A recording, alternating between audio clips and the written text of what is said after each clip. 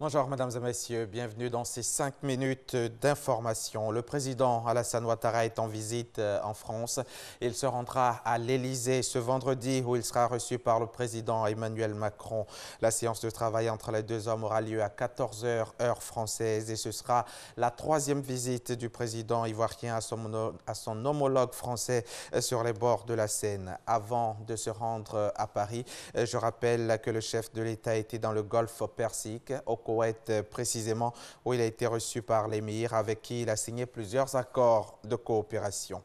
Le Premier ministre Amadou Gon Coulibaly, lui, est depuis quelques jours à Washington pour les réunions du printemps de la Banque mondiale.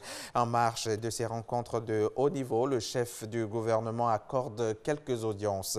Rien qu'hier soir, par exemple, il a reçu les responsables du groupe Hershey, spécialisé dans la production du chocolat, suivi de plusieurs patrons de banques. Alexis Ouedraogo, depuis Washington, D.C. En marge des assemblées annuelles FMI Banque mondiale, le chef du gouvernement Amadou Gon Coulibaly accorde des audiences à ses quartiers au Watergate Hotel. Jeudi soir, le groupe Hershey a une séance de travail avec lui. Le groupe est la première plus grande compagnie de chocolat en Amérique du Nord. Il entend faire du pays sa principale source d'approvisionnement en matières premières, notamment en beurre de cacao. À leur suite, la Corporate Council on Africa, un organisme américain regroupant quelques 180 entreprises, est venu voir le chef du gouvernement. C'était de l'introduire à l'industrie américaine, aux sociétés américaines qui sont en fait investies en Côte d'Ivoire et qui voudraient venir en Côte d'Ivoire pour investir, pour travailler avec le gouvernement ivoirien et le peuple ivoirien dans le cadre du développement économique et dans plusieurs autres secteurs.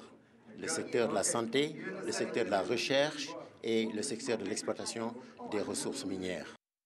Amadou Gon Coulibaly a aussi accordé des audiences à la Standard Chartered Bank, à la Citibank et au groupe BNP Paribas.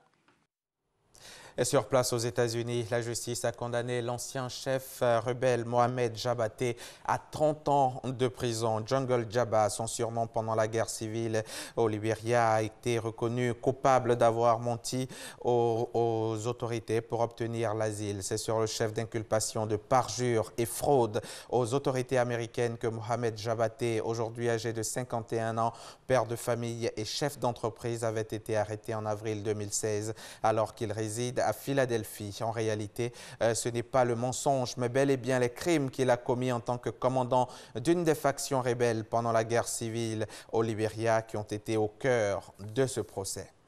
La réforme du code électoral introduisant un système de parrainage pour l'élection présidentielle février prochain a été adoptée au Sénégal. Les candidats devront désormais recueillir les signatures d'1% des électeurs, une mesure décriée par l'opposition qui a boycotté le vote à l'Assemblée nationale. 120 députés ont voté en faveur du projet de loi au terme d'une journée de débat houleux au Parlement. Des altercations dans l'hémicycle, des suspensions d'audience, des manifestations dans les rues de Dakar. L'opposition dénonce un texte discriminatoire qui va freiner un certain nombre de candidatures lors du prochain scrutin.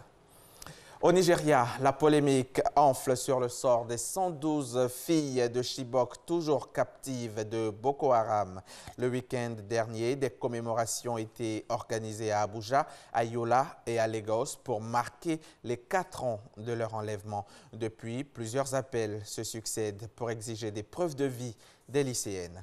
Et puis pour refermer ce flash, cette annonce qui intervient à une semaine d'un sommet entre le sud-coréen Moon Jae-in et le nord-coréen Kim Jong-un dans la zone démilitarisée qui divise la péninsule. Les deux Corées rétablissent le téléphone rouge. Cette ligne relie la Maison Bleue, la présidence sud-coréenne à Séoul et le bureau à Pyongyang de la Commission nord-coréenne des affaires d'État, présidée par le dirigeant nord-coréen lui-même, une de ses fonctions les plus importantes.